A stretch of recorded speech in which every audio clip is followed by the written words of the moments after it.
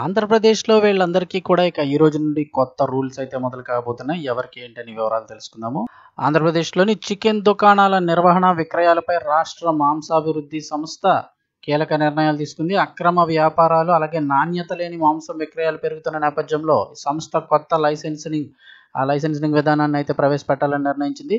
దీంతో ఈ వ్యవహారంపై ఇప్పుడు రాష్ట్ర వ్యాప్తంగా చర్చనీయాంశంగా మారింది. రాష్ట్ర ప్రభుత్వం చేపడుతున్న ఈ చర్యలు ప్రజల ఆరోగ్యాన్ని కాపాడడమే కాకుండా మాంసం రంగంలో పారదర్శకత, నాణ్యత, నైతికతకు చూపుతాయని అభిప్రాయం అయితే వ్యక్తం చేస్తున్నారు. ప్రజారోగ్య పరిరక్షణతో పాటు వ్యాపారానికి కూడా శాస్త్రీయ పునాది వేయాలన్నదే ప్రభుత్వ ప్రధాన ఉద్దేశంగా స్పష్టం చేస్తున్నారు. ఇక కొత్త లైసెన్సింగ్ విధానం తప్పనిసరి అని చెప్తున్నారు. కాగా ఇకపై ప్రతి చికెన్ షాప్కి ప్రత్యేక లైసెన్స్ తప్పనిసరి కానుంది. లైసెన్స్ ద్వారా పౌల్ట్రీ ఫారాల నుంచే పరిశీలన ప్రారంభం కానుంది. దుకాణాల యజమానులు ఎవరికి విక్రయిస్తున్నారనే వివరాలు డిజిటల్గా నమోదు చేయబడనున్నాయి. దీన్నే farm to shop tracking system అని చెప్తున్నారు. ఈ మేరకు విజయవాడలోని పశుసంవర్ధక శాఖ డైరెక్టర్ కార్యాలయంలో నిర్వహించినటువంటి సమావేశంలో కీలక నిర్ణయాలు తీసుకున్నారు. సమావేశానికి సంస్థ చైర్మన్ చంద్ర దండు ప్రకాష్ నాయుడు అధ్యక్షత వహించారు. భేటీలో గతంలో జరిగిన మాంస మాఫియా అక్రమాలపై విచారణ జరిపి బాధ్యులపై కఠిన చర్యలు తీసుకోవాలని కూడా నిర్ణయించారు.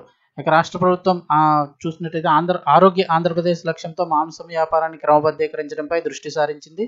మున్సిపాలిటీలు, పంచాయతీల పరిధిలో ఉన్నటువంటి అక్రమ చికెన్ షాపులపై ఆకస్మిక దాడులు కూడా చేయాలని ఆదేశించారు. సరైన అనుమతులు లేని షాపులను తక్షణమే మూసివేయాలని, నాణ్యతా ప్రమాణాలను పాటించే దుకాణాలకు అనుమతులు ఇవ్వాలని స్పష్టం చేశారు. మరోవైపు హోటళ్ల యజమానులు, రెస్టారెంట్ల నిర్వాహకులు ఇకపై గుర్తింపు పొందిన చికెన్ షాపుల నుంచే మాంసం కొనుగోలు చేయాలని వెల్లడించారు. స్టెరాయిడ్లు లేదా హార్మోన్లు వాడిన కోళ్లు విక్రయించే వ్యాపారులపై కఠిన చర్యలు తీసుకోనున్నారు. ప్రజల ఆరోగ్యానికి ముప్పు కలిగించే ఘటనలపై పబ్లిక్ హెల్త్ అఫెన్స్ పేరుతో చర్యలు తీసుకోనున్నారు. అలాగే చికెన్ షాపుల్లో ఉత్పన్నమయ్యే వ్యర్థాలను చేపలకు ఆహారంగా వాడుతున్న మాఫియాను అరికట్టాలని ఆదేశించారు.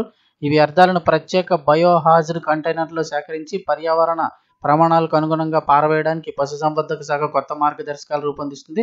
ఇకపై కేరళ, తమిళనాడు, థాయిలాండ్ వంటి ప్రాంతాలకు గోవుల అక్రమ తరలింపుపై కూడా కఠిన చర్యలు తీసుకోవాలని నిర్ణయించారు. ఈ దిశగా ఇంటర్స్టేట్ చెక్ పోస్టుల వద్ద ప్రత్యేక పర్యవేక్షణ యూనిట్లు కూడా ఏర్పాటు కానున్నాయి. ఇక ప్రభుత్వం ప్రతిష్టాత్మకంగా చేపడుతున్న P4 విధానంలో భాగంగా ప్రతి మున్సిపాలిటీకి, పంచాయతీలో మోడల్ మాంసపు షాపులు అయితే కనుక ఏర్పాటు చేయాలని నిర్ణయించారు. ఈ మోడల్ దుకాణాలు అన్నీ కూడా శుభ్రత, అలాగే సరైన కోల్డ్ స్టోరేజ్, నాణ్యమైన కటింగ్, ప్యాకేజింగ్ వ్యవస్థలతో ఉంటాయని అంటున్నారు. రాష్ట్ర వ్యాప్తంగా జరిగే పశు సంతలను కూడా పర్యవేక్షించాలని నిర్ణయించారు. ఈ కొత్త చర్యలు అమల్లోకి వచ్చిన తర్వాత ప్రజలకు నాణ్యమైన చికెన్, మటన్ అందుబాటులోకి వస్తుందని, వ్యాపారంలో అక్రమాలు తగ్గుతాయని, హెల్తీ ఆంధ్రప్రదేశ్ లక్ష్య సాధనకు కీలక ముందడుగు పడుతుందని ఆశాభావం వ్యక్తం చేస్తున్నారు. సో రూల్స్ అండ్ రెగ్యులేషన్స్ అన్నీ బాగానే ఉన్నాయి, కానీ ఇంకా అమల్లో మటుకు ఖచ్చితంగా కఠినంగా ఉండకపోతే ఎన్ని రూల్స్ పెట్టినా కూడా ఉపయోగం ఉండదు. అయితే ఈ మాంసపు చాలా నాణ్యంగా అమ్ముతున్నప్పటికీ కూడా హోటల్స్లో చాలా వరకు ఆ చెకింగ్లో దొరికే అంతా కూడా నిలవ ఉండే మాంసాహారమే దొరుకుతుంది. కేవలం ఇక్కడే కాదు, హోటల్స్పై కూడా ఖచ్చితంగా ఎప్పటికప్పుడు చెకింగ్ లేకపోతే కనుక ఆ రోజు బిజినెస్ లేకపోతే దాన్ని ఫ్రిడ్జ్లో పెట్టి వారం తర్వాత కూడా అమ్మే పద్ధతులు ఎన్నోసార్లు బయటపడ్డాయి. సో వాటిపై మరింత చెకింగ్ అయితే ఉండాల్సిన అవసరం ఉంది.